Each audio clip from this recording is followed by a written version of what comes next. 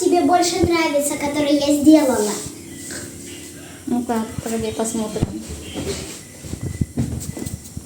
Это что такое? Это все драконы, что ли? Да, это драконы. Как это драконы? Я просто добавила рог. Поняла? Mhm. Dragon daw. Pero may ano naman. Naging unicorn. Unicorn dragon? Нет, я просто сделала юникорн плюс драгон и плюс мод, наверное. Para naman siyang ano, peacock. Ну, немного пика тоже добавила. Хорошо. Мне нравится вон то. А первое место какой? This is my first. Or maybe this one is second, third. Or maybe this second. Ito, mas maganda kasi yung details niya. Third. No? Все. А у меня вон те, которые роги, это два места, которые два рога. И последний это? тот. Да. Это первое место тебе? Нет. Это? Эти оба на одно Нет. место. Вот так, что ли? Да. Потом это самые последние? Наоборот. Это самые первые? Подожди. Самое первое? Это да. М. Ой, или наоборот. Я не знаю. А нет, это все одинаково может быть. Я не знаю. Мгм. А нет, это сзади. Да, сзади. Последний, что ли? Так, Да. да? Хорошо.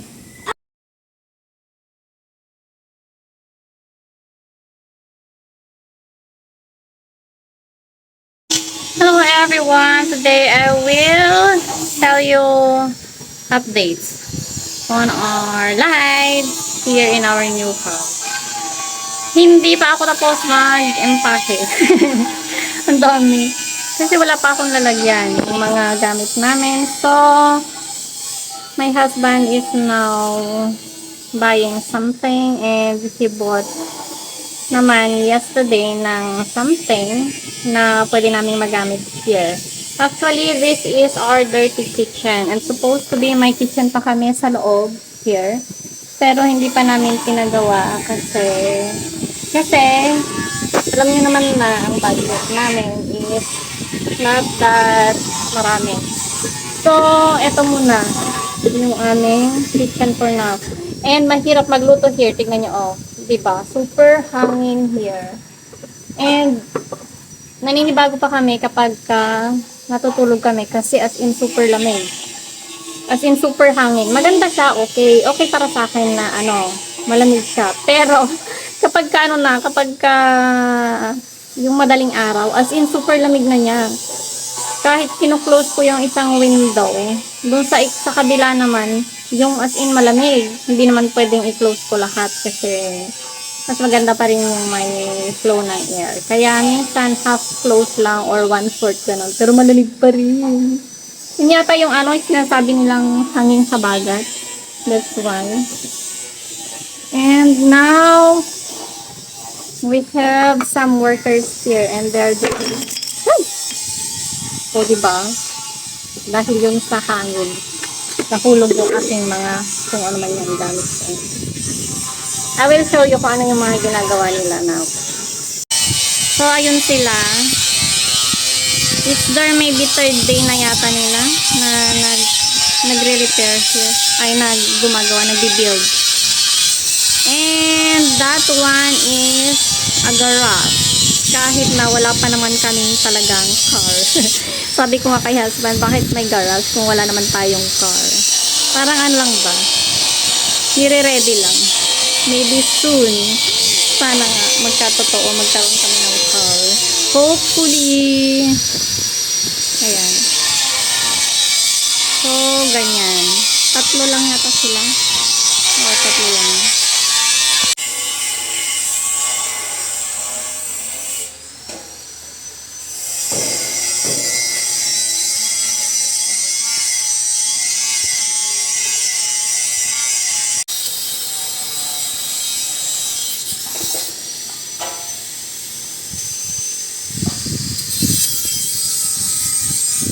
May papakita ako sa inyo.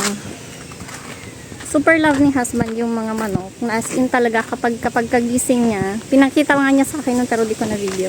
Pagkagising niya, dyan, di ba sa may veranda namin. Pagpunta niya dyan, lahat ng manok as in lumapit sa kanya. Ano ba yung tawag niya? Kurli, kurli, kurli. Ganon yung tawag niya. Kurli, kurli, kurli.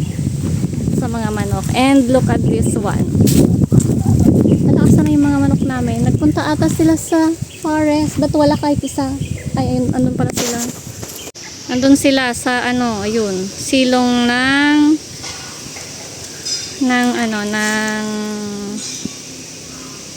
turmeric. Yan. Ayun sila. Look at this. Kawawa ang aming durian. Ayan oh. As in, naputol-putol na yung mga sanga niya. Ayun. Binigyan naman namin sila ng ganito. Titirhan nila sana. Pero ayaw nila. Mas gusto nila dyan sa may tree. Ito kasi yung pinakamatayog na tree namin for now. Pero ang dami na sayang yung mga ilan ba na naputol? Isa, dalawa, tatlong stems yung naputol. Branches, I should say. Tatlong branches yung naputol. Favorite pa naman ni husband ng durian. And siya talaga nagtanim nito. And from DA pa tong durian na to, sa DA namin siya binili. Saan? Kasi kapitbahay lang namin ang DA. DA yan. Kapitbahay namin. So, wala naman siyang masisisi kasi favorite din naman niya yung mga manok. Ito na sila, lumapit sila sa akin. Tapos iniisip ko, paano naputol yan? Hindi naman sila mabigat. Para sa akin, hindi sila mabigat pag isa. Tapos kaninang umaga, tinignan ko, kaya pala napuputol kasi sa isang sanga na ganun, di ba ang liliit ng sanga nila? 2 o 3 yung nakapatong. Kaya pala napuputol. Kasi naman dun sa nilipatan namin, ay dun sa sinisan namin, may mangga doon. Dati. Doon sila nakatira doon. Oh, and I remember kasi nakita ko nag-vlog na si Aliona. May nabasa akong mga comments doon. Sorry naman po kung hindi ko na-meet yung mga cleaning na gusto ninyo. I tried po my best to clean the house. Even though sinabi sa akin ni Aliona noon na wag na ako mag-clean kasi hindi ko naman na obligation yun. Dapat yung may-ari talaga yung mag-clean nun. Tapos sinanong niya ako, bakit ikaw yung naglilinis? Sabi niya sa akin. Nasagot ko lang. Hindi ko alam. Basta kasi bet ko lang maglinis. Bakit ba? Pero hindi ko siya natapos linisan the walls and the windows. Kasi that time na gusto na nilang lumipat. Yun na yung time na as in tinanggal ko yung mga laruan ni Hana. That day din is lumipat na sila. So, tinanggal ko lang yung, yung mga toys ni Hana. And then, lumipat na sila. And then, nag-usap na sila nung landlady. And, hindi ko alam kung pwede kong sabihin yung mga pinag-usapan nila. Pero, I chose not to. Siya na bahala dun kung sasabihin niya sa inyo or not. Basta, kung ano yung nakikita nyo sa vlog niya, ayun yung ginagawa nila ngayon. Yun. So, sorry naman po sa mga nagsasabi at hindi ko na-meet yung inyong mga expectations. Hindi po ako nakapaglinis ng maayos for your eyes, pero naglinis po ako. Nag-try po ako. I tried my best. And sa nagsabi po ng shame on me. Ang sakit mo, in fairness.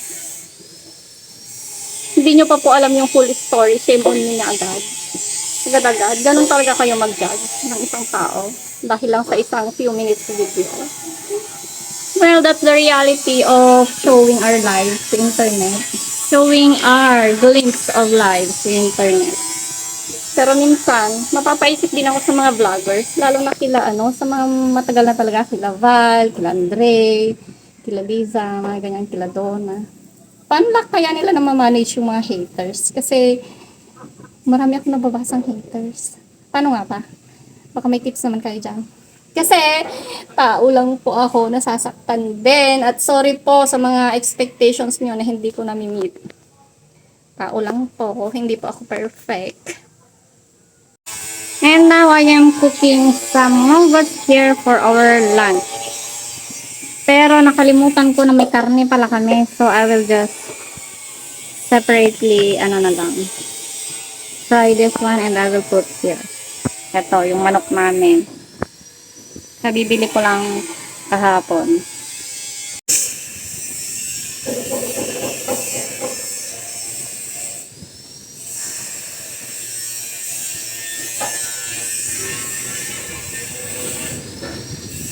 Yung alam mo, hindi mo mawari kung saan galing yung air.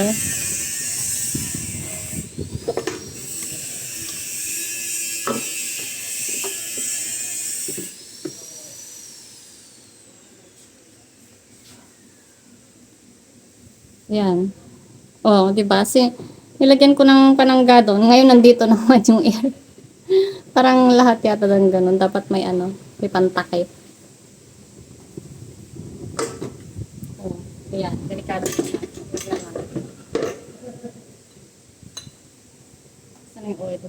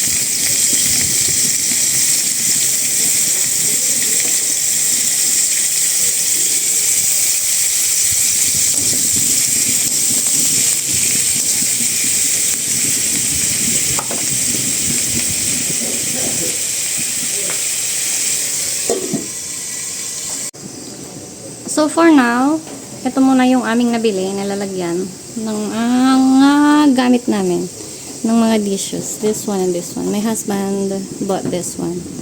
And kailangan pa namin ng iba for the spices. Kasi ganyan yung pinaglagyan ko ng mga spices. Oh. Ito lang ang matino. Lagayan ng oil. Kung may patis sana kami, maganda siyang ilagay here. While, inaano ko siya, ano ba tawag yan? Piniprito? Sinusute, basta ganun. Pero wala kaming patis. And kapag nakikita ni husband na naglalagay ako ng patis, ayaw niya. Ayaw niya yung yung amoy. Pati yung bagoong, ganon, ayaw niya. And this one, nagkaroon kami ng kitchen here outside. Kasi sabi ni husband, gustong-gusto ko daw kasing magprito ng mga dried fish ba? Lalo na yung dilis, ganon, tsaka yung toyo. Kaya ayaw niya ng smell. Kaya sabi niya, oh yan, kitchen mo. Pag magluluto ka ng mga fish, sabi niya sa akin. Kaya to, may dirty kitchen kami here outside. Pero for now, this is the only kitchen we have. Kasi wala pa talaga ang kitchen sa loob. Wala pang nagagawa. Maybe soon. Pero kung kailan, hindi ko pa alam. Hindi ko pa masasabi for now. Pero okay naman na to eh. Okay naman na meron naman na kaming kitchen. So, for now, it's good. It's already time to fetch Hannah. So, I will now go. I will just continue cooking this one kapag dumating na si Hannah. Malapit naman na siya maluto. So, let's go. Medyo naninibago pa ako sa route namin here kasi mas malayo na siya going to school compared sa tinirhan namin dati. Mga few minutes lang naman yung layo. Mga maybe 5 minutes, ganun. Pero, malayo pa rin. 5 minutes. Sige, mag-bless daw. Na. Very good. Ikaw, Asan gusto mo po rin? si Hana? Nasa school siya. May school. Doon po Doon sa taas, sa babaw. Sunduin ko si Ate Hana nyo. Saan po yung bahay nyo? Diyan oh. Diyan yun. Diyan yung bahay namin. Punta kayo kapag ka ano. Mayang hapon, mga 4 ganun. Laro kayo nila Hana. Sige, bye-bye.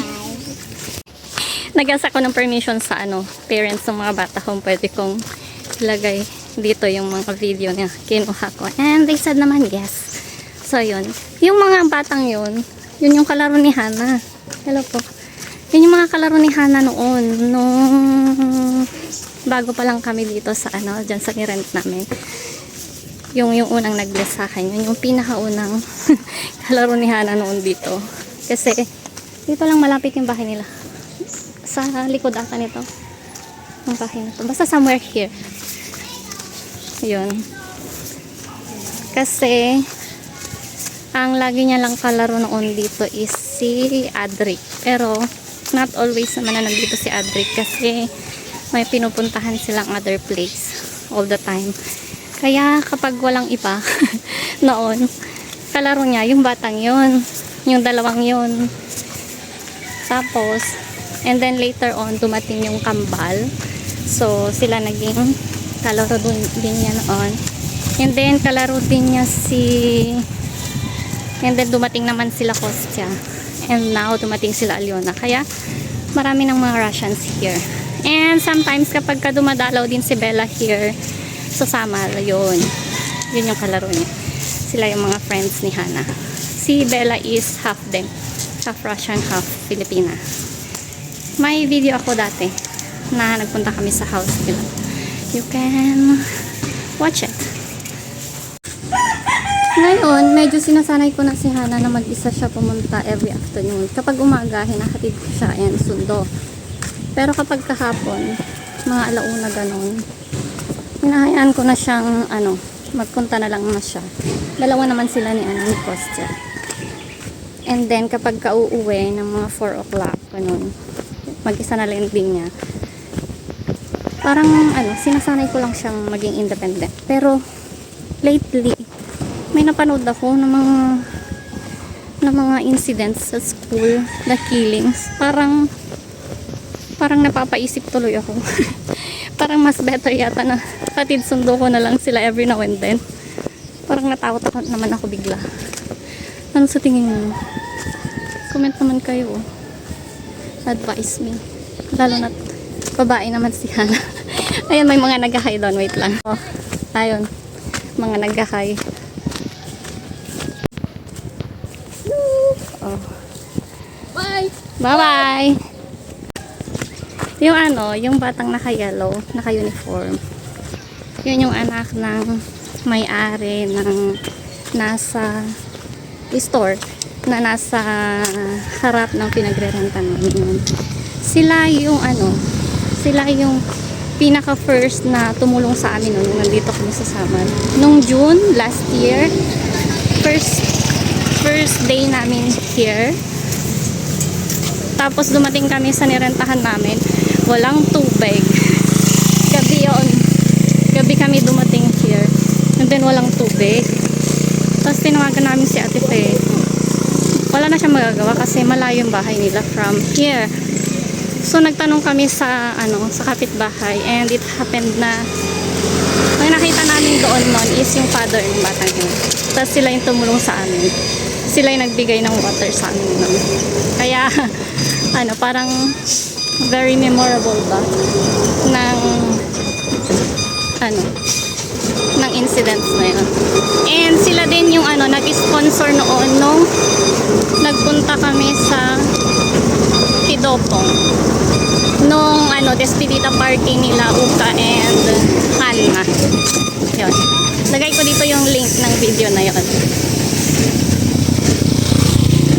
Mabait sila actually. Silang mga family.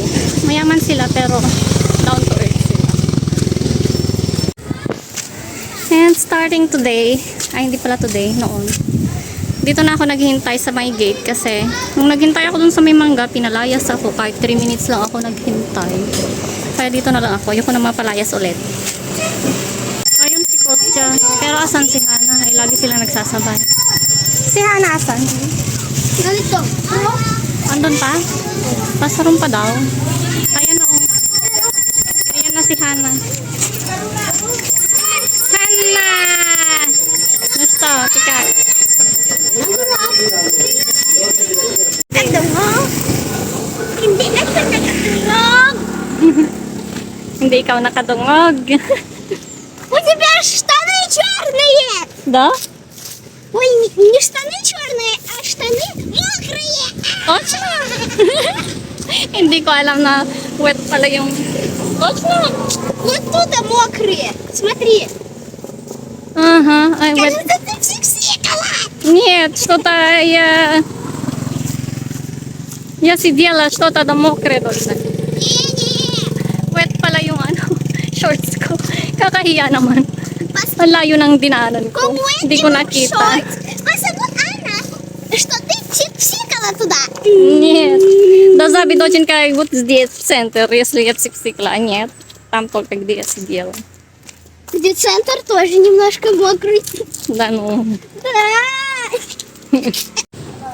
Buti na lang wala namang mga tao dito sa mga dinadaanan ko. Doon lang sa may ano, sa mga kapitbahay namin doon. Kanina, sino ba yung mga nakasalubong ko? Mga bata. Mga bata yung mga nakasalubong ka. Mga bata yung nakakita. Kung nakita nila. Pero kung basa kanina, eh di sana sinabi nila, di ba? Kasi ganun yung mga bata. Pag nakakita, sinasabi agad. So maybe, dun sa inupuan ko sa may malapit sa gate, maybe, hindi ko naramdaman. Ano ba yan? Yan, to save myself sa kahihiyan. Wala namang tao dito. Мама. To save myself, ayan. Yung bag ni Hana, yun yung pinantakip ko sa likod para hindi makita na Ну wet. послушай. Kapag kauwian na, ano, dun sa may, di ba may pinakita ko dati na kapag ka from school, may 3 ways doon na pwede naming,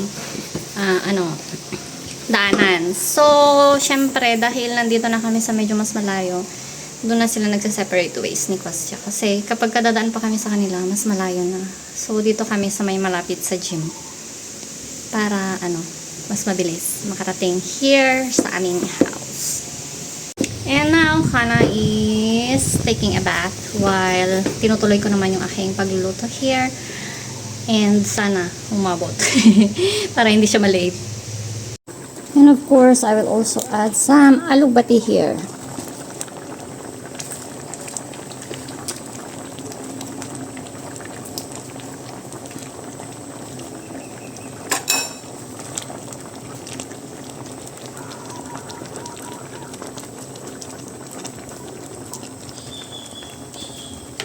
And some moringa.